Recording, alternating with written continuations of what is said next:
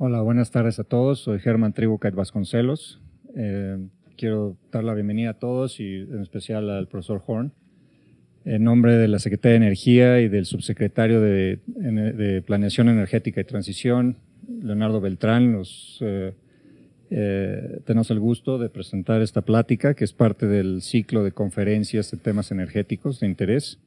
Bueno, pues gracias otra vez. Sí, habrá que decir que el doctor Roland Horne se graduó en Ingeniería en 1972 y hasta donde entiendo tuvo dos doctorados, uno en 1975 y otro en 1986 en la Universidad de Auckland, Nueva Zelanda. Actualmente él ocupa la cátedra Thomas Davies Barrow de Ciencias de la Tierra en el Departamento de Ingeniería de Recursos Energéticos de la Universidad de Stanford y es director del programa de Geotermia de Stanford también. Anteriormente fue jefe del Departamento de Ingeniería del Petróleo en Stanford de 1995 a 2006. Es conocido internacionalmente por su trabajo en interpretación de pruebas de pozo, optimización de la producción y análisis de trazas en yacimientos fracturados. Ha supervisado 37 estudiantes de doctorado y 120 de maestría, y un número de publicaciones muy notable en revistas arbitradas y capítulos de libro y libros también. Él recibió el premio Lester C. Uren de la Sociedad de Ingenieros Petroleros, así como el premio John Franklin Carl. El Dr. Horne fue elegido miembro de la Academia Nacional de Ingeniería de los Estados Unidos en 2002 y en 2007 fue designado miembro honorario de la Sociedad de Ingenieros Petroleros. Él fue presidente también de la Asociación Internacional de Geotermia durante el periodo 2010-2013 y co-coordinador del programa técnico de los Congresos Mundiales de Geotermia del 2010 y lo será del 2015. Es profesor invitado de la Universidad de China del Petróleo, además ha sido asesor de la Universidad de Texas A&M y de la Universidad de Auckland en Nueva Zelanda y la Universidad Tecnológica en Malasia. Aquí la doctora Prol me hizo favor de anotar que en esta presentación se examinarán tres aspectos. 1, recursos energéticos. 2, tecnología. Y 3, recursos humanos. Tanto en los aspectos técnicos como los programas educativos tienen un papel importante en los tres aspectos. Pues damos la bienvenida al Dr. Horne y muchas gracias and welcome. Okay.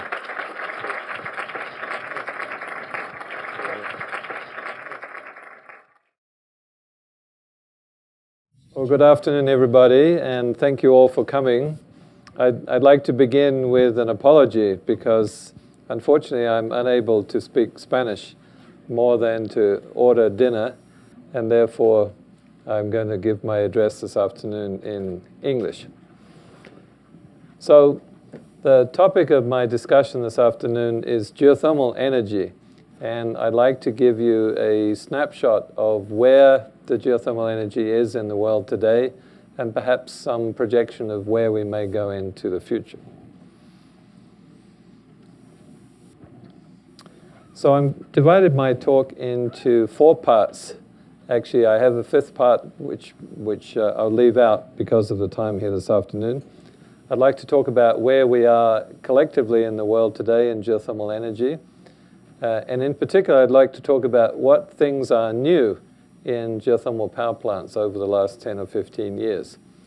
I'll spend a small amount of time talking about direct use and geothermal heat pumps, and I'll end up with something more of a futuristic projection by talking about enhanced geothermal systems, which will be my 4th and final topic.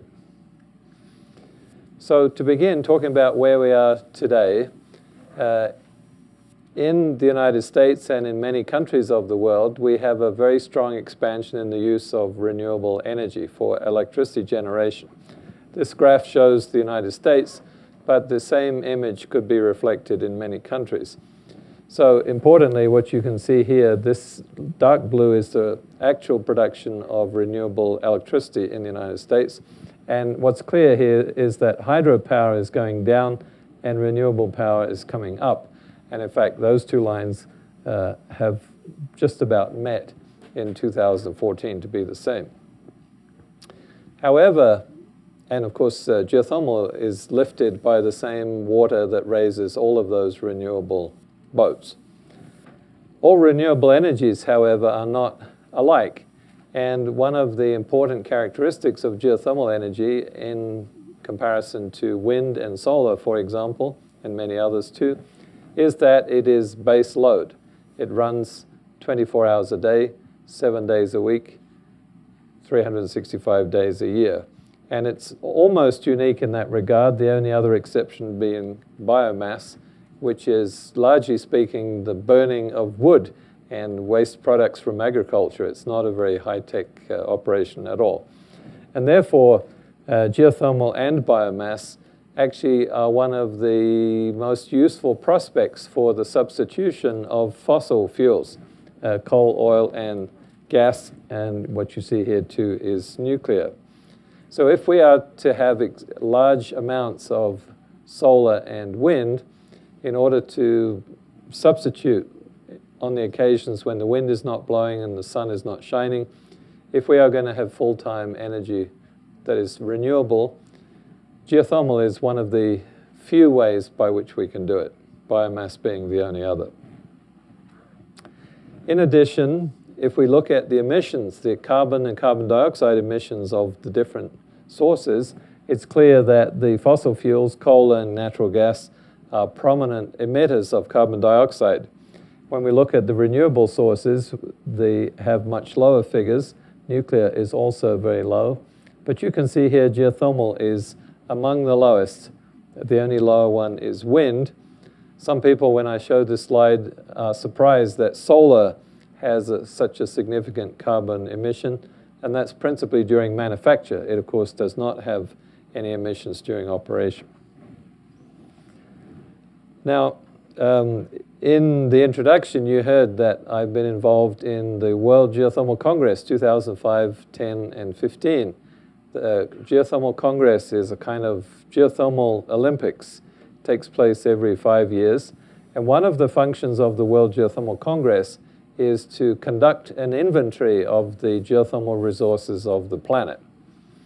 So in 2005, this was the actual accounting of the total energy production from geothermal worldwide. And importantly, what you see here is in 2005, this was the projection of what would be produced in 2010.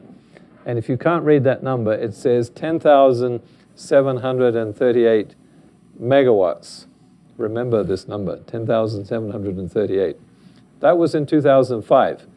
In 2010, the inventory was conducted again, and what was actually produced in 2010 was 10,715.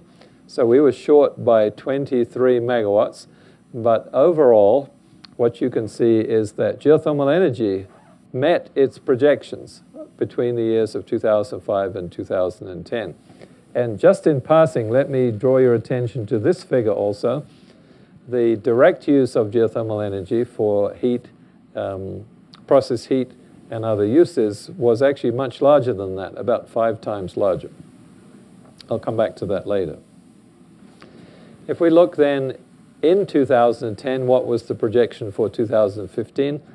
These are actual numbers, and this was the projection. The projection was that we would have 18,500 megawatts by 2015.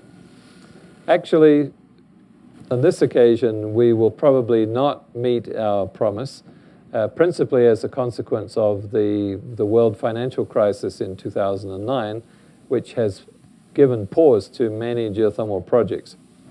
Nonetheless, the expansion has continued. So you can see this is the latest figure that I have, 11,200 megawatts in 2012.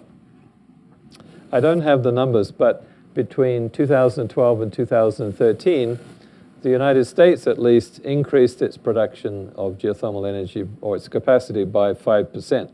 So these are significant amounts of increase from one year to the next. And importantly, in the US at least, we have at this moment 147 geothermal projects under development. And most importantly, you see the dark blue part of this curve, 116 projects that are under development in places where no development took place before. So this is not just, rearranging the furniture. This is actually adding new rooms to the house. This part here is rearranging the furniture. And this is one of my favorite slides. If you ignore everything else in my talk, please pay attention to this. In 2010, the most recent figures that we have available, this represents not capacity but actual production of electricity in the state of California and the state of Nevada in gigawatt hours. So the total generation in California was 204,000 gigawatt hours, of which 28.8%, almost 30%, was from renewable sources. Renewable including hydroelectric. Hydroelectric is about half of that, 16%. But what you'll see in here is that the largest non-hydro contribution to electric production in the state of California was from geothermal, representing 6% of all electricity generated in the state. Also, rather importantly, the state of Nevada, which is a much smaller overall generation, nonetheless also had about 6% of its total electrical generation from geothermal sources. Now, California and Nevada are very different places for many different reasons, politically, socially, but also from geothermal points of view too. California is a rather old state from geothermal development. We have high enthalpy resources and they've been in development for more than 40 years. Nevada has medium to low enthalpy resources and most of them are newly developed. And the reason I point that out is because this represents kind of the future for many other regions of the world. The quality of the resources in the state of Nevada are modest at best. They have resource temperatures of 150 degrees that would have been ignored in California up until recent times. So when we look at what the state of Nevada has achieved, this in fact is a far more remarkable figure than California, even though the totals are the same. California made a lot of money using gold, but Nevada much more impressively made their money using silver, or for that matter, brass. And if we look at the impact, this may be less visible to you, but I'll point it out to you. If you see the website down here at the bottom, CAISO.com, this is the California Independent Service Operator. They're the ones who dispatch electricity in the state. And what you can see is that this is, the yellow line here is solar. This, on any day, on any hour, you can look up that website and see exactly what the state of California is generating at any moment. This is the renewables graph. And on this particular day, I made this slide for this presentation. So this was July, about a month ago. At lunchtime, the total generation in the state was 33 gigawatts. 7.5 gigawatts was from renewable sources, not including hydro. So this is 22%, not including hydro. And I remind you that hydro produced about 16% more than that. So here is solar, the line I'll point it out to you because it may not be so visible. Solar on that bay, this was lunchtime, of course, midday, was generating about 4 gigawatts. Wind, somewhat less. In California, the wind blows at night more than in the daytime. So the middle of the day, not so much. Here is geothermal. So geothermal is this strong, continuous baseload power which underpins the renewable production of the state. And last year, in his State of the Union address, President Barack Obama showed this slide. And because I'm a taxpayer, I felt it was acceptable for me to borrow his slide and show it to you. And what this shows is the expansion of renewable electricity generation in the nation between 2008 and 2012. And what you can see here, this is wind and geothermal and solar. So what's important about this slide is not the numbers so much, but the fact that the President of the United States actually understands the word geothermal. And this was politically very important to us. We thought at the time that he was the first president who understood geothermal. But actually, we were wrong, because President Ronald Reagan said this in 1974 when he was the governor of the state of California. And in fact, this statement and the policies which followed from it were largely responsible for the expansion of the geothermal resources of California in the 1970s during the first and second oil shocks. And looking further forward, not to the past but to the future, you can see that the projections by the US Department of Energy is that geothermal, this is the brown line in here, are expected to continue to have increasing contributions to the renewable production of the nation forward for the next 20 years. You'll notice, importantly, that geothermal, at least in the projection, exceeds solar by a factor of 2, not as much as wind or biomass. Now, I've been talking about the United States. That's where I'm from, at least recently, but further back in my history, I came from New Zealand, so let me talk about New Zealand too. New Zealand is a nation which has historically produced a lot of energy from geothermal sources, and in this purple bar at the bottom, you can see the geothermal. New Zealand is also blessed with very prolific amounts of hydroelectric power, and the yellow line in here is natural gas. Natural gas actually represent a significant pause in geothermal development in New Zealand. Back in the 1970s, the gas was first discovered here. The gas was cheap compared to the geothermal, and furthermore, the development of the gas politically required a redirection of investment. So gas was bad news for geothermal in New Zealand, except recently, turns out that the gas is sort of running out. So what the nation of New Zealand intends to do, this is a messy graph, but I need to show it because of the projection. This is the current right here. The projection is that the gas is going to drop precipitously. This is 2016 to 10% of the overall production, and the nation of New Zealand is expected to have approximately 1/4 of all of its electricity generated from geothermal sources in 2016.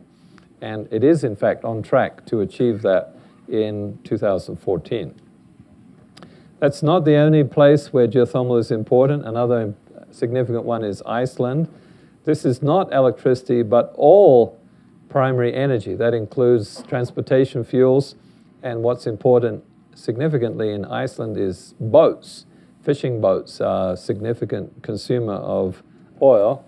And what you can see here in terms of the percentages, geothermal represents more than 2/3 of all energy which is consumed in the nation of Iceland, and hydro makes up another 1/4.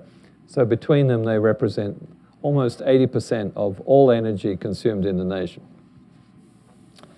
They're not also the only ones either.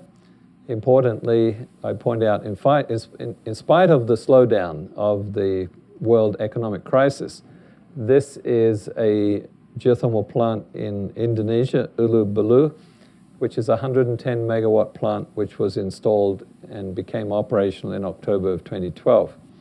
Also in Kenya, they're in the process of bringing online a new power plant, actually close to this one, to achieve 560 megawatts, again by 2016. The reason why 560 megawatts is important, that's about half what is produced in Mexico, but the nation of Kenya has in total 1,400 megawatts as its complete production in the nation. So 560 megawatts represents more than 1/3 of the total electrical grid. So 5,000 megawatts, which is their projection by 2030, what that represents is that the nation of Kenya intends to industrialize its economy almost completely using geothermal energy, which is an indigenous resource that it has when it has largely no other. If we look at the top 10 producers nationwide, here's Mexico here in yellow. Mexico is number 4, behind the USA, Philippines, Indonesia. And what's interesting about this graph, the data from 2010, are the places where the action is taking place. So you can see here that between 2005 and 2010, Indonesia increased its capacity by more than half. Iceland increased its capacity by more than double. And Kenya also, you can see here, 1/3 added. So there are nations of the world who are making substantial advances in their economy using geothermal energy. All right, so that was where we are today. Let me talk about how we're going forward. For many years, geothermal power plants have looked very similar technically. And importantly, I'll talk about this efficiency number right here. The typical geothermal power plant for the last 40, 50 years has a specific steam consumption in this range, 8 to 10 kilograms per kilowatt hour of generated electricity. Over the last 10 years, however, or 15 years, we have a lot of technical innovation in the power plants themselves, using, for example, combined cycle plants that are hybrids of geothermal and other sources. I'll show you some in a moment, and a much more significant range of inlet pressures. Most of the older plants have more or less the same kind of design.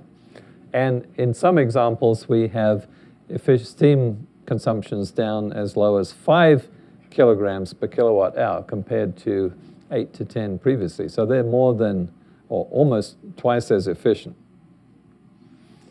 And there are interesting things going on in the geothermal world. One of them is the hybridization of geothermal with other sources of energy. And this is an example from El Salvador, where they're using solar thermal collectors to increase the thermal input to the power plant. They have insufficient kilojoules, if you like, entering their steam plant, so they are increasing the input using solar troughs.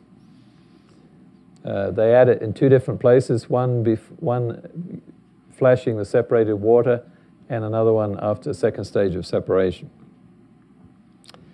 And this is the second example. This is a geothermal solar photovoltaic hybrid plant. This is in Nevada. So this is a conventional binary geothermal plant, 47 megawatts. And one of the advantages of geothermal developments is that typically they have a lot of space because of the size of the well field. And so what they did at this plant, this is at a place called Stillwater, is they added 24 megawatts of photovoltaic panels. You see them all surrounding the binary plant. And that has a specific advantage because binary power plants tend to be inefficient when the atmospheric temperature is high. They're obliged to use these air-cooled condensers rather than wet cooling towers. And therefore, in the afternoon at 3 o'clock, when the temperature is hottest, the power plant has its lowest output because that's where the efficiency is least. And that, of course, is not ideal because 3 o'clock in the afternoon, especially in Nevada, that's when it gets hot. Everybody turns on their air conditioners, and that's when the actual electricity demand is greatest. That corresponds to the maximum output from the photovoltaic panels. And therefore, the photovoltaics fill the gap that the reduction of capacity from the heat exchangers actually represents. And this particular plant, the Stillwater plant, has still further innovations taking place. At this moment, they are building another 17 megawatts of solar hybridization, but very much like what I showed you from El Salvador. These are not photovoltaics, but concentrating solar units. So these are units which are adding energy into the overall heat capacity. The photovoltaics are not thermodynamically connected to the binary geothermal plant, but the solar thermal will be. All right, so that's the innovation been taking place in power plants. Let me talk about direct use. So there are many applications of geothermal energy that don't involve electricity at all, and they're all listed here. I'm going to talk about some of them, and I'm draw your attention down here at the bottom to geothermal heat pumps. That's something that will come up in just a moment. One of the more famous ones is balneology. Balneology is one of my favorites. This is something that people enjoy throughout the world, bathing in hot pools. And in fact, in many countries, that's the largest application of geothermal energy, particularly in Japan. In space heating, I draw your attention to the comparison. This is the city of Reykjavik in the 1930s when it was largely heated. Reykjavik is really cold. And in the 1930s, the city was heated by burning coal, of which there is none in Iceland, so it was all imported from Norway or Sweden. And in addition to the detriment to their economics, they also have this smog. This is Reykjavik today. It's fully heated. All of the buildings, the houses, the offices, everything are heated with geothermal direct heat. There is no smog anymore in the city of Reykjavik. And in fact, 80% of the population of Iceland is reached by direct heat application, which doesn't seem a lot, except when you look at the population of Iceland. The population of Iceland is only 300,000 people.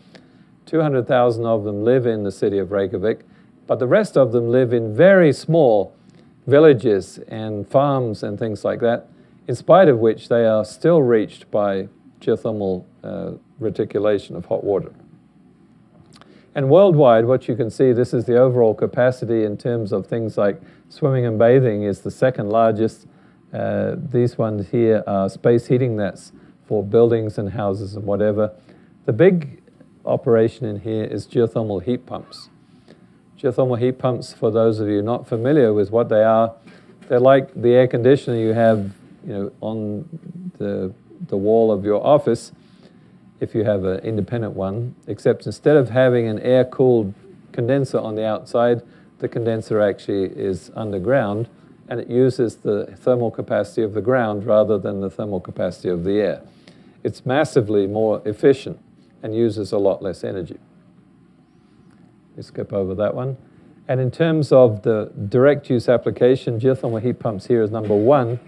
So these are the figures from 95, 2000, 2005, and 2010. And what you can see here is a dramatic increase over those increments of 5 years to a total of a very large amount of energy per year being applied with geothermal heat pumps.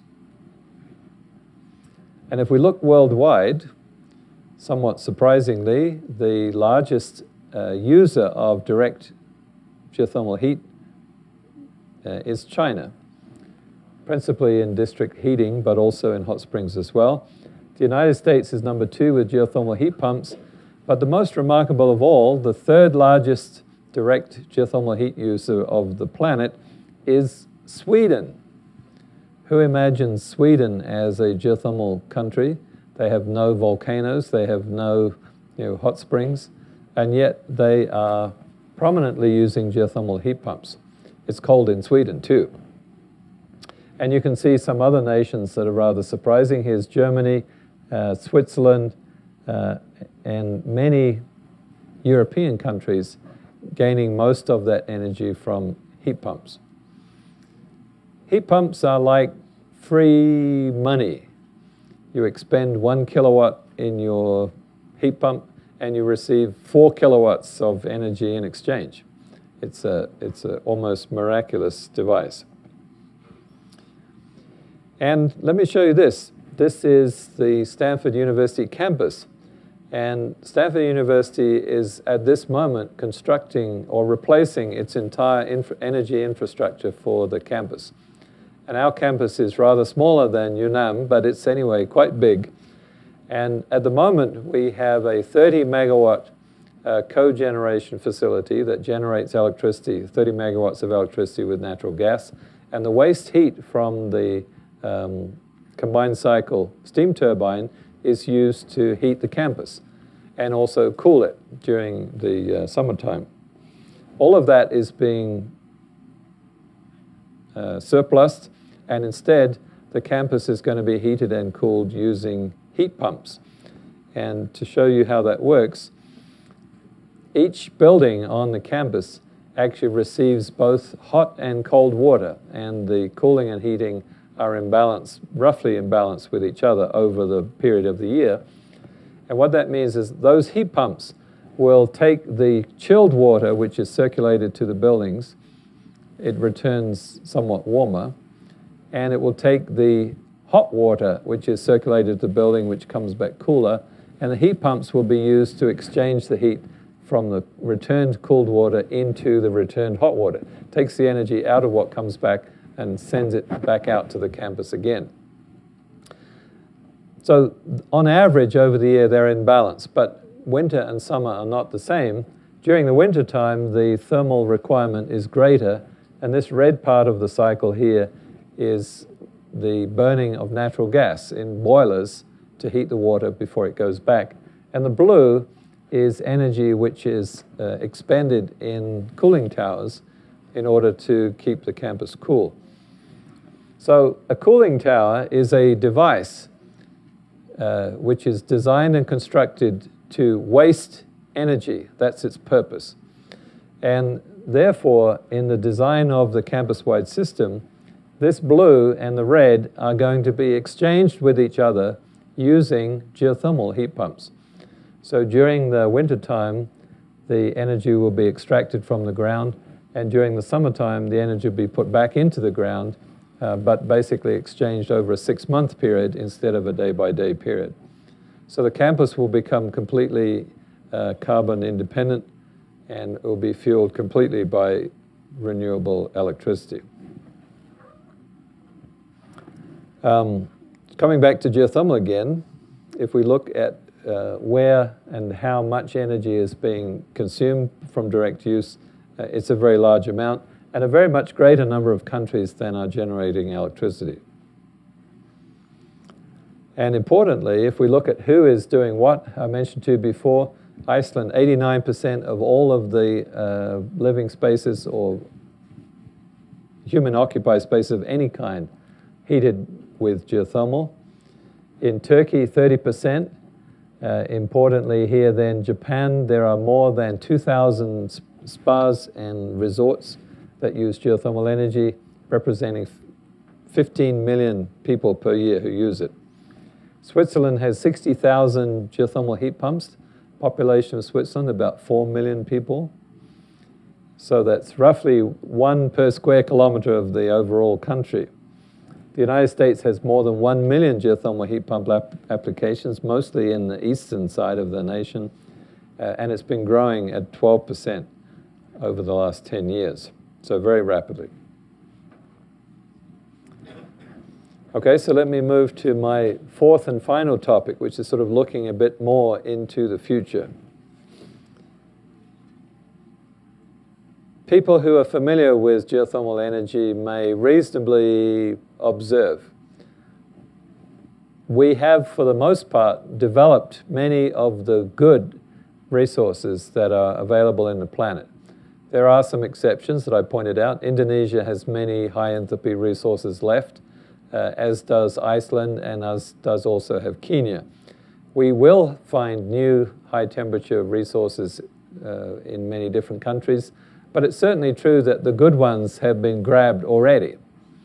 So therefore, if we are going to expand geothermal energy to places that are not so well endowed with high temperature resources, then we need to do something else.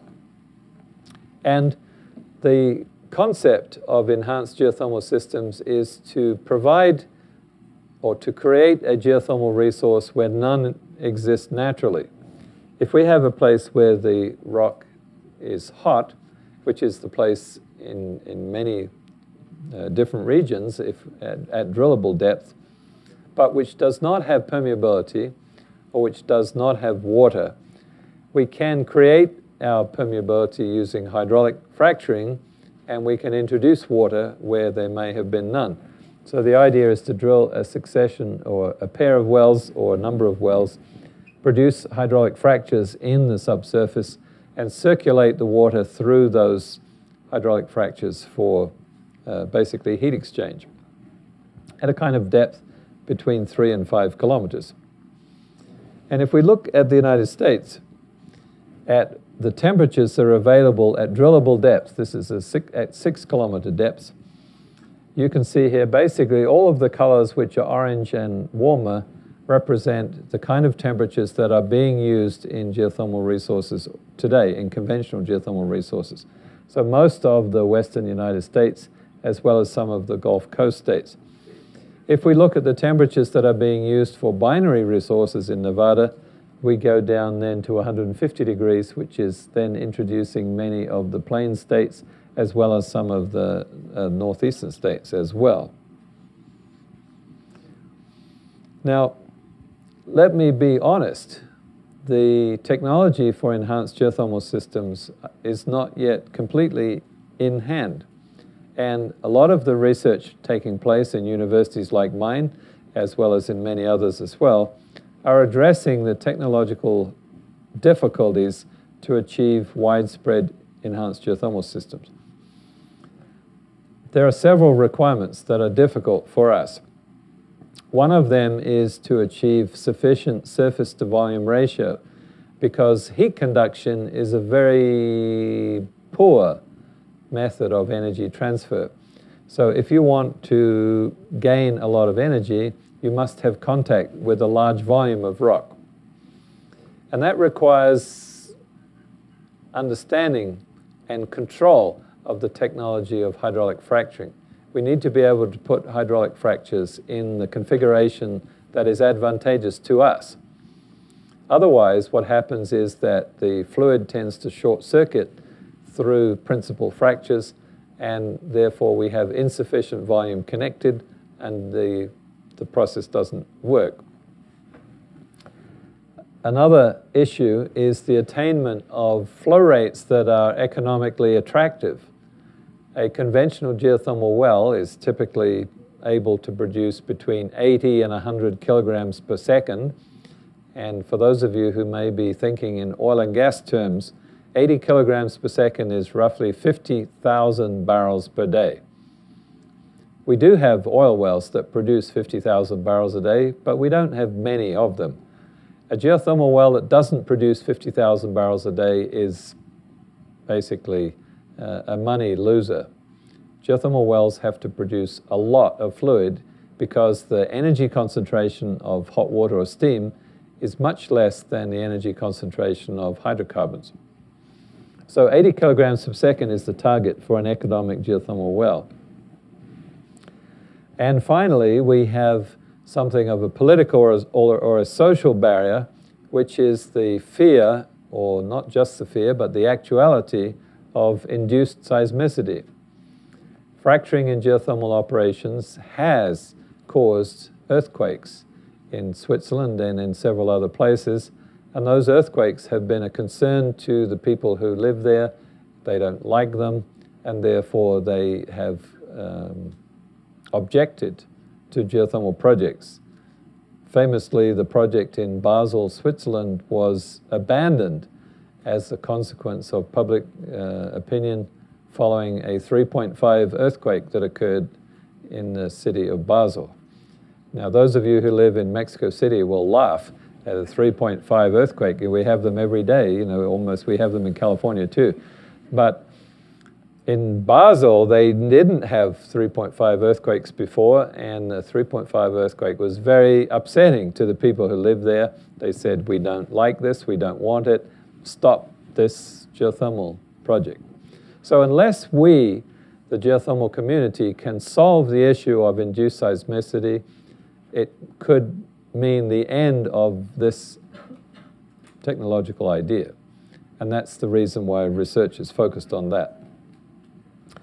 Let's talk about the 80 kilograms per second for a moment. This is an economic curve, actually, which was published in a rather famous report known as the MIT report in 2007. It was on the basis of this report that the US government committed $400 million towards the development of EGS. And actually, the Australian government also committed a slightly smaller amount. But what this economic projection proposed was that with 80 kilograms per second per well, then geothermal could achieve an electricity price of about 5 cents per kilowatt hour. And the reason why, once the technology became mature with the installation of 100 to 200 total megawatts installed. And the reason the 5 cents per kilowatt hour is a relevant number is because that is in competition with natural gas or wind, at least in 2007. So the 80 kilograms per second is what we want and need. Now, if we look at conventional geothermal wells, this is a kind of well that, such as you have here in Mexico in Cerro Prieto or Los Azufres. You can see this is in total production. This is a well which is producing about 70 kilograms per second. So it's completely reasonable in practice for natural geothermal systems to produce these kind of amounts. These are wells that are producing from geological environments where the reservoir and the rock itself has naturally occurring fractures. So we know that this is achievable. The question is, how do we produce fractures the way that Mother Nature produced fractures in order to be able to achieve this amount? That was a conventional geothermal reservoir. If we look at some of the experimental EGS reservoirs, enhanced reservoirs, the story is a bit less encouraging. So this GPK3 is an enhanced geothermal well in France in a place called Soultz. And you can see here the actual production once they finished the stimulation. The stable production of this well was about 10 kilograms per second. If we look at another experimental enhanced geothermal system in Japan, this one, there's the production figure here in pink, I pointed it out. This one was producing about 7 kilograms per second. In Australia, in a place called the Cooper Basin, right in the middle of Australia, they have a geothermal project which has been being developed for more than 10 years. They achieved 20 kilograms per second in 2005, and later in the same year, 30 kilograms per second. In November of 2012, they completed a fourth well in Cooper Basin, which ultimately produced 35 kilograms per second. And in May of 2013, they actually built a power plant on that site and generated 1 megawatt of electricity. So 1 megawatt of electricity is not a big amount. In fact, it's only just enough to basically run the pumps on that installation. But in terms of technological, what it means technologically is that they actually achieved 35 kilograms per second. They were halfway there to what we want to achieve in the future. And this is the actual power plant at Cooper Basin, which generated electricity last year. The encouraging part to the story, however, is in Europe, because this site here in a place called Landau in Germany is a commercially operating enhanced geothermal system which began operation in 2007. It produces 3 megawatts of electricity from 2 wells, and they achieved a flow of 70 kilograms per second. So basically, they did it. They produced the amount that is required. They actually were able to produce more, but they didn't because of the fear of induced earthquakes. The difficulty was not the production of the water, but the reinjection. And one of the things that you notice, you won't be able to see this graph, but I'll point out the relevant parts of it here. This is 200 degrees centigrade and 150 degrees centigrade. The black line that you can see is Soultz, one I showed you before. Landau actually finishes right here at 150 degrees centigrade. The reason that's important is because Landau achieved 150 degrees centigrade at 2.5 kilometers depth, whereas Soultz drilled all the way to 5 kilometers. And as you may easily imagine, the drilling costs is almost exponential with depth. The cost of this well is massively more than the cost of these ones. These were relatively cheap. And Landau is a commercially operating power plant. They make money. It's a company that makes money. There is also a second one, the second one, Insheim, which is already in operation too, and a third one, Rittershofen, which is under development now. Sulz is the one I mentioned before. Actually, the border between France and Germany lies between these plants. Sulz is in France, Landau, Insheim, and Rittershofen are in Germany. So these are the numbers. Landau is 3 megawatts electricity and thermal energy for district heating.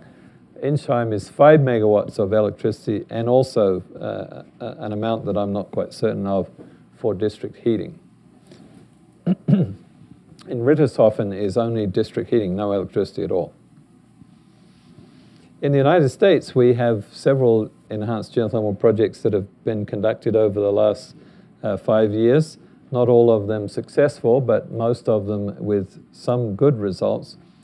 The only kind of true enhanced geothermal system of the type that I showed you in Landau is this one at the top, which is the Newberry project in Oregon. And they have already done their first fracture stimulation, and they are about to drill their second well. So that project is in operation. These other ones in here were largely stimulating on the sides of conventional geothermal reservoirs. Overall, if we put all of this together, I'm coming now to a close. In 2010, when the last inventory was actually conducted, if we compare the amount of energy that was produced worldwide and the amount of carbon emissions that were avoided in place of burning fossil fuels, the total amount of energy, here you can see the equivalent of 239 barrels of oil, which is about 3 days of consumption. So the planet as a whole avoided 3 days of oil production, and they also avoided 32 million tons of carbon or 100 million tons of CO2. So let me draw this to a conclusion.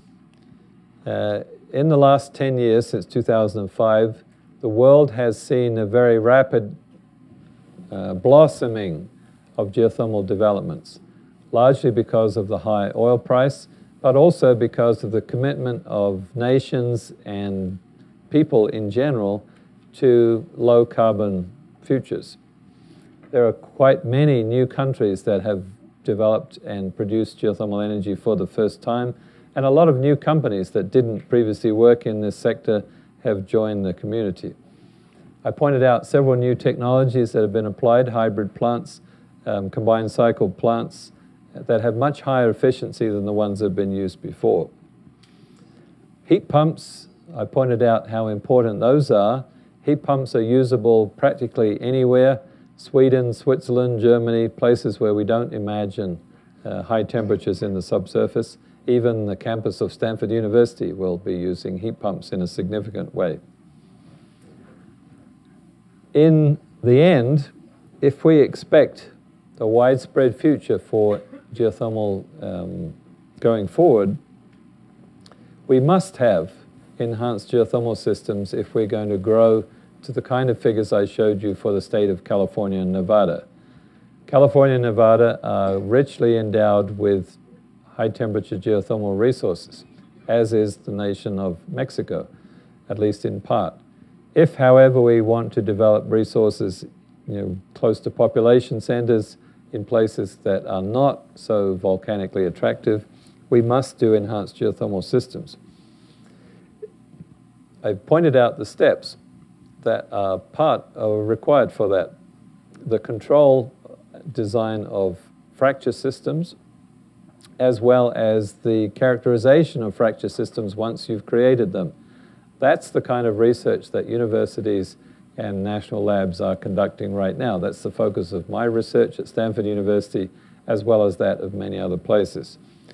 For those of you, and I see there are many here in the room who are young and energetic in spirit as well as in intellect, this is a problem that has yet to be solved, and this is a problem in which your generation hopefully will solve and bring this kind of very attractive renewable resource into use for the benefit of many more people in the world. So with that, let me conclude and invite your questions. Thank you very much.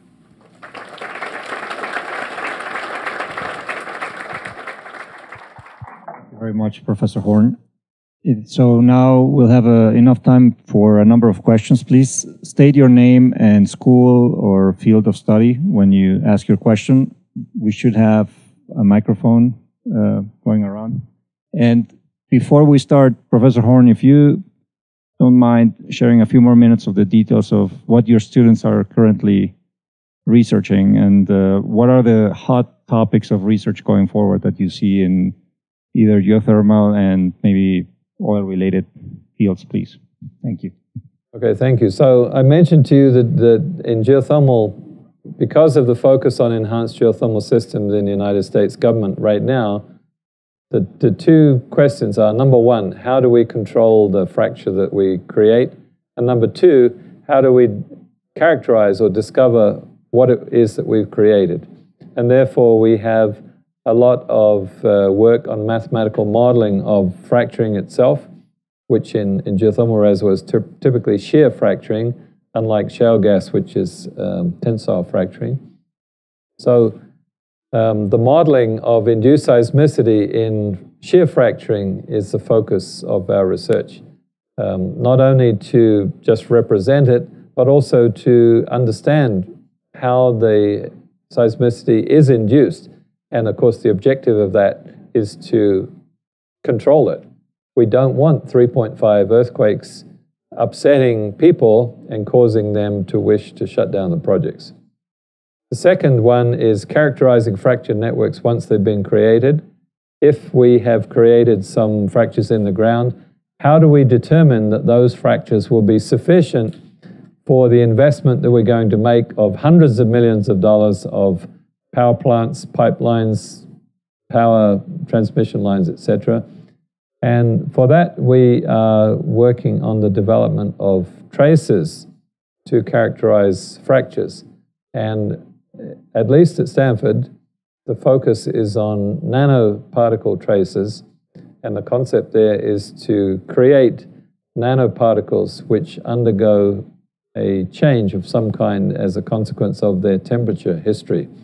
So the idea is that we make nanoparticles, my students fabricate nanoparticles in the lab, which have particular characteristics that they will change state, for example, color or shape at a given temperature. They pass through, remarkably, they will pass through a rock, and they pass easily through a fracture. So when they're recovered at the production point, they're able to report, if you like, what temperature they saw along the path of their transmission. And that, we hope, will enable us to characterize the network that they pass through. So those are the kinds of research that our group is doing at Stanford.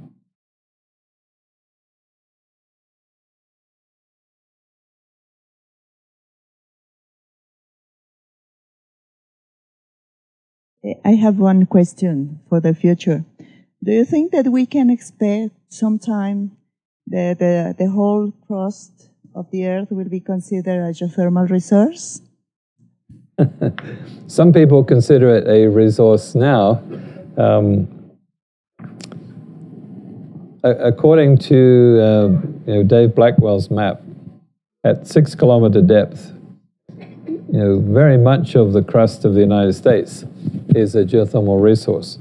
Depending on the temperature that you go to, you might argue that almost the entire United States is at least attainable with 100 degrees centigrade temperature.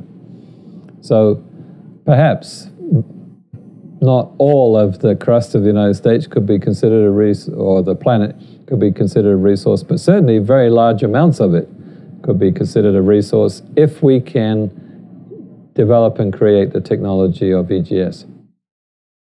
If we can't, then almost none of it will be.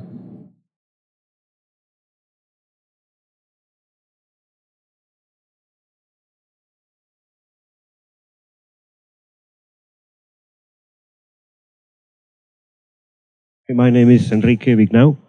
and not from here. Could you tell me what's the working principle for a heat pump? Yeah, so if you have a refrigerator in your kitchen, you have? Yes, that's a heat pump. So a refrigerator is a heat pump which takes the heat from the inside and it puts it on the outside. It cools down your food and it warms up your kitchen. So an air conditioner is the same device, but it takes the heat out of your room and it puts it on the outside. The only difference is that the condenser, which is on the back of your fridge or on the outside of your house and air conditioner, is just depositing that heat into the ground. It uses the ground as basically the thermal capacity it represents. It raises the temperature of the soil under your house or whatever by a small amount. And the important distinction between these two is that an air conditioner, which has a fan on the outside, is trying to exhaust heat into effectively hot air, which is a very inefficient process. Whereas the ground below our feet, down some meters, is quite cool. It's 10 degrees centigrade most of the time, and therefore it's a much more effective medium into which to deposit your waste heat. And in places that are cold, that heat which is deposited in the summertime can be taken back in the wintertime. Not exactly, but anyway, it's a very, very effective and efficient way of producing or exhausting heat.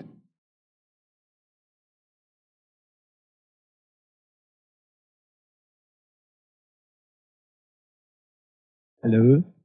I'm Orlando. I'm from Universidad Autónoma Metropolitana, and I'm a student environmental engineer. So my question is more like, I want to know your opinion on what you think about this fracking technology, these good sides, the both sides of the coin, and because it's becoming very famous here in Mexico, and also the oil sands that is not here but in Canada. I have understand that it's very popular. What do you think about the pros and cons? Thank you. Why don't I do, you're an environmental engineer, so I'll talk about the cons. There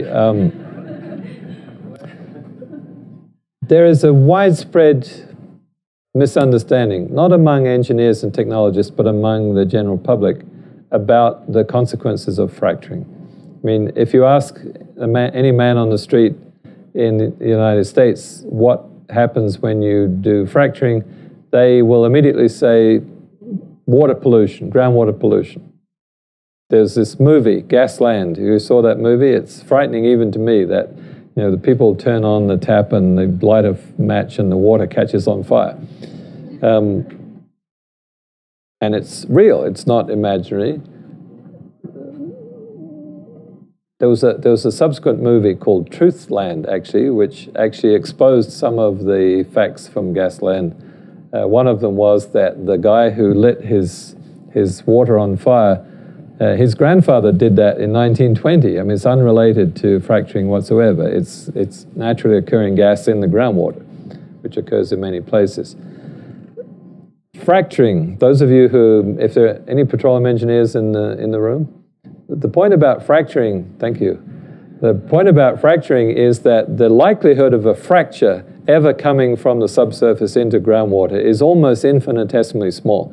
It's almost impossible for it to happen because of the distances and because of the stresses. Once the fracture comes up into higher elevations, it basically stops propagating. The risk of pollution into groundwater is not from fracturing. It's the same risk that you have in any oil field operation. If you have a casing failure or a cement failure or something like that, then the hydrocarbons can enter the groundwater and that produces pollution. So therefore, there is certainly a risk in any oil field or any oil and gas operation of pollution into groundwater, but it's the same in fracturing as it is in any other kind of operation. It's not a good thing, but it's not anything new. The difficulty that we have in public opinion against fracturing is that most people don't actually understand what it is. And what they really object to, which is again not unreasonable in terms of environmental impact. I gave a different talk this morning where I talked about fracturing. There are 1,800 wells, more or less all of them being fractured, under development right now, every day in the United States. 1,800 wells, most of which produce with 10 or 20 fractures, sometimes as many as 40.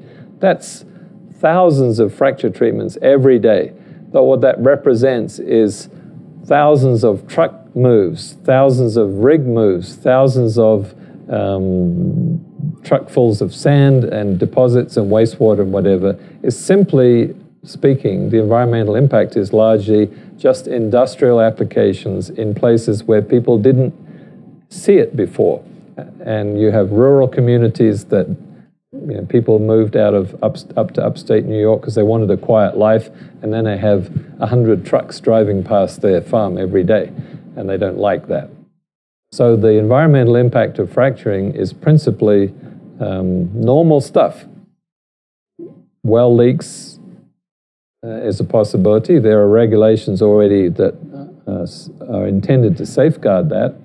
And then simply the size of the operation. New people moving into town, trucks, cars, waste. The upside, from an environmental point of view, since 2009, the United States has reduced its carbon emissions by 10%. And that's because the natural gas, which is developed from shale, has substituted coal-burning fire plants. So those are the two sides of the coin.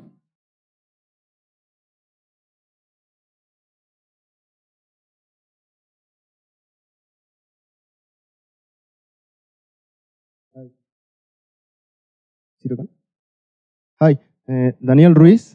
I'm a geologist engineer, and my question is, sorry for the bad English. What kind of rock is the best fit or has the best results for EGS target? I'd like to know the answer to that question too. As I think would the geothermal world. It's sort of widely accepted at the moment that the most advantageous kind of formation geologically for enhanced geothermal system is crystalline rock of some kind. So people have targeted granites. So in Sulz and Landau, for example, they were targeting granites, as in most other places too. However, one of the reasons that Landau is kind of more successful than some of the others is that one of the wells, at least, is largely in sedimentary formations that has natural permeability of its own. So they stimulated they stimulated both of the wells, but one of them, the one in crystalline rock, had to be stimulated much more. So I don't think it's yet a given that we must develop EGS in crystalline rocks, and perhaps we'll develop sedimentary formations too. As long as it's hot, I'm not sure that the kind of formations are so important. Although right now, all of the money and effort and experience has been on crystalline rocks, mainly granites.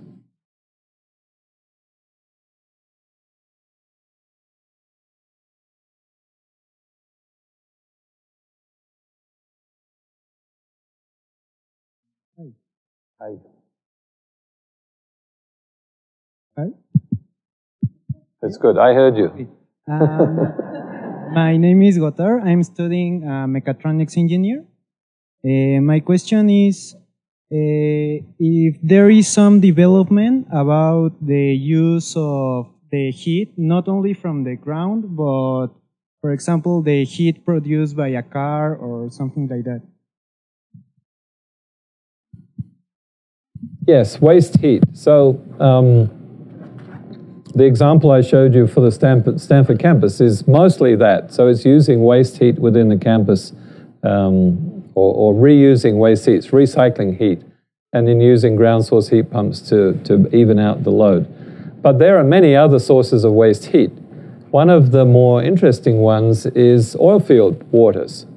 So you probably know this, the planet is producing every day about just under 90 million barrels of oil and about 400 million barrels of water. So companies like Pemex and Saudi Aramco and Exxon, whatever, they're not really oil companies, they're really water companies. They produce much more water than they produce oil, and because it's coming in many cases from deep in the ground, a lot of that water is hot. And there have been a lot of interest in the last few years in trying to capture some of that thermal energy from oilfield waters. And there are several installations already. There's one in Wyoming. In fact, I have a picture of it. There's one in Wyoming and two in China. So this is the infamous Teapot Dome oilfield in Wyoming. And this is a small geothermal power station which is extracting the thermal energy from the oilfield waters. So they're producing here, you can see the temperature is 92 degrees centigrade. They're producing 200 kilowatts of electricity, not a huge amount, but that's sufficient to offset the electricity that the oilfield itself actually consumes for pumping units. So there are many applications like that, oilfield waters, waste heat from factories, power stacks or whatever. And in fact, even I learned recently that either BMW or Audi, I forget which, the more expensive cars, they have put heat recovery units onto the exhaust pipes of cars to generate electricity. They're actually thermoelectric devices that they put onto the exhaust pipe and generate some fraction of the electricity for the car. So there are many, many applications of waste heat. So that's sort of using geothermal technology in an environment which is actually not geothermal. This is geothermal, but we could use that for any kind of waste heat, and we should. As I said before, cooling tower is a mechanical device, the principal and only function of which is to waste energy. So instead of wasting energy, we should be recovering it and putting it to greater use.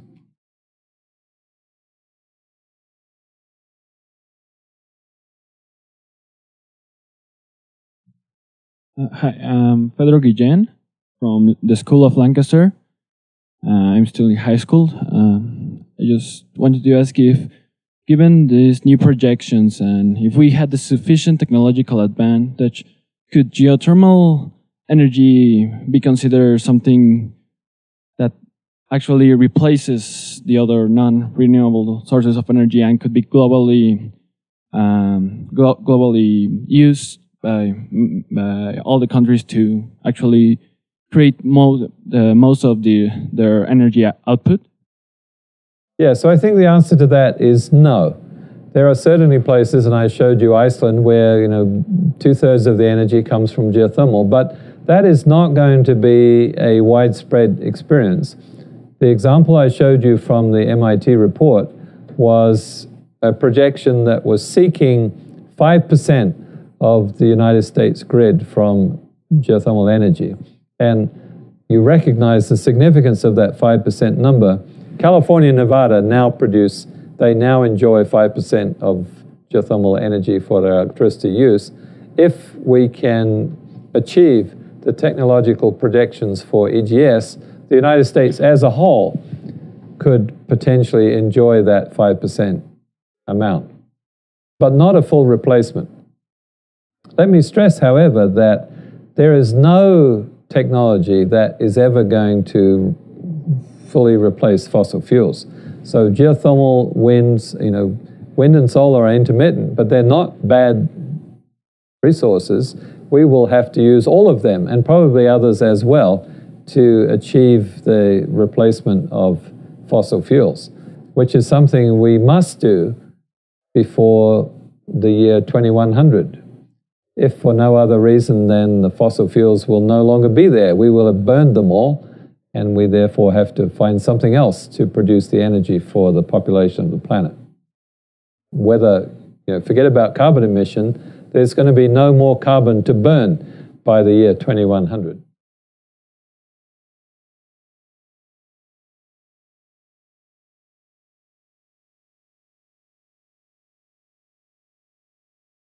Hi, my name is Luis Navarro. I'm studying petroleum engineer. Good. In your opinion, according to all the law reforms recently in Mexico, is there any good projections using this kind of technology in our country? And is it really viable or possible for us Mexicans to use to maximize to start using it in a very polluted areas? You're talking about enhanced geothermal or geothermal in general? Maybe. So exciting changes are taking place in Mexico right now, as you know, as you just said, in your energy policy. That's going to make possible a lot of things that were very difficult until now. I showed you the figure. Mexico today is number 4 in the world in geothermal production. However, most of the development of the geothermal energy in Mexico happened quite a long time ago. It has been continuing and does continue today, but the really big fields and the really aggressive development of geothermal in Mexico took place in the 1980s. And that's not because of lack of resources, and it's not because of the lack of people and expertise. It's because of the lack of political will to actually go forward with that. They're more attractive, it's cheaper for, the nation to use gas or even coal to generate electricity than geothermal. So now you have a change of policy and a change of regulation that allows people to develop by themselves. So you no longer have one company that may choose to do something different. And now you have a national and government commitment to low carbon energy that actually makes conventional geothermal very attractive in Mexico. There are resources that have not yet, conventional resources, not yet been developed in this country, which certainly can and probably now will be developed. EGS, as I've shown it here and talked about it here today, is difficult for any country, not specifically Mexico, but any country requires very large investment to experiment with this kind of technology issues that I've raised in my presentation this afternoon.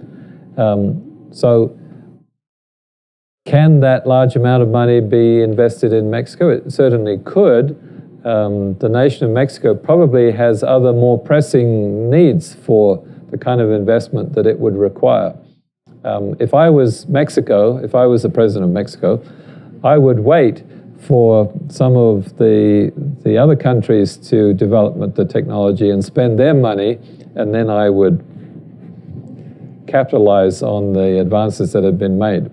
But there's no need to wait for conventional geothermal resources in Mexico because there are plenty. There is knowledge and expertise and experience in how to develop them. And I'm quite sure there will be a lot of new development of conventional geothermal resources in Mexico starting right now.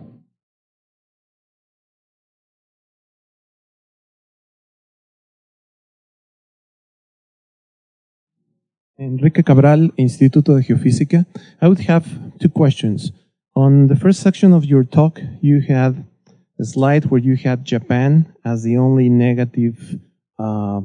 If you could comment on that, I'm sure there's a story there. And the second one would be how efficient is the recovery and reinjection of water in these plants? I mean, are they how much of a good citizen is a geothermal plant in terms of net water consumption? Mm-hmm. Yes, so those are both very good questions. So Japan, famously in 2011, due to the Fukushima accident, lost 40% of their electrical supply. 40% was generating by nuclear plants, and they shut them all down overnight. And therefore, that 40% had to be substituted with oil and gas, which is decimating the economy of Japan. It's a very serious negative impact. So therefore, you might imagine, well, why doesn't Japan embrace geothermal much more? Because they are a almost universally volcanic country. They have a large number of resources. One of the reasons why they have so many spas and hot springs and resorts is because there are hot springs everywhere in Japan.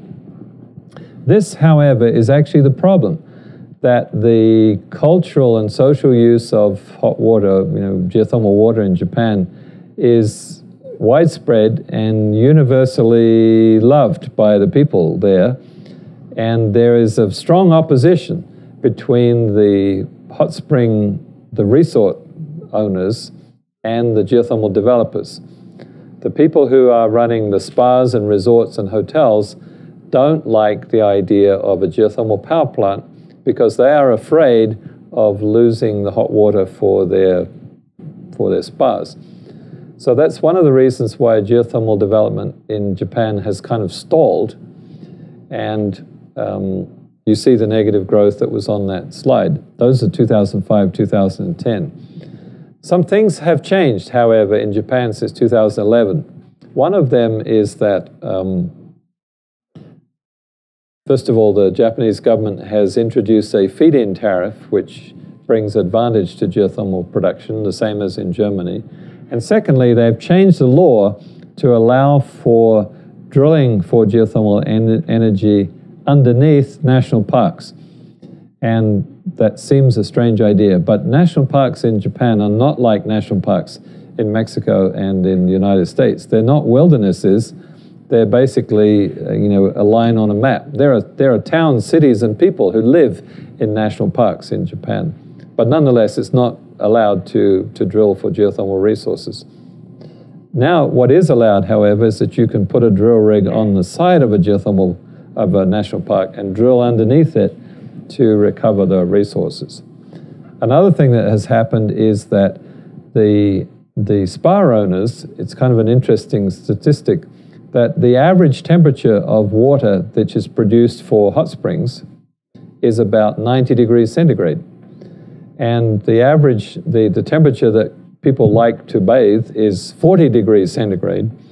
So currently what happens is that the spa owners have cooling towers and spray towers and things to cool down the water before they put it into the bath. So the idea then is, well, why not take those 50 degrees centigrade and make electricity with them? It doesn't use any more water than they're already using. They can get cheap electricity for their hotel, and they still have 40-degree temperature for the spa. And that is a kind of a technology which is now being pushed in Japan. Your second question was? Water consumption, yes. So there's a difference. The kind of resource that we have been developing conventionally makes use of wet cooling towers. And wet cooling towers, depending on where you are, consume something like 20% on average of the overall water. So because they evaporate the water in the cooling tower, 20% of everything which is produced is lost, and only 80% of it is re-injected. If you are in a very dry climate, like the geysers, for example, in California, they lose close to 30% of the water into the cooling tower. This kind of cooling tower, however, on a binary plant, loses no water whatsoever because the water is never in contact with the atmosphere. In fact, it stays inside of the pipe the whole time, goes back. So a binary power plant loses zero water. Conventional wet cooling tower loses between 20 and 30%.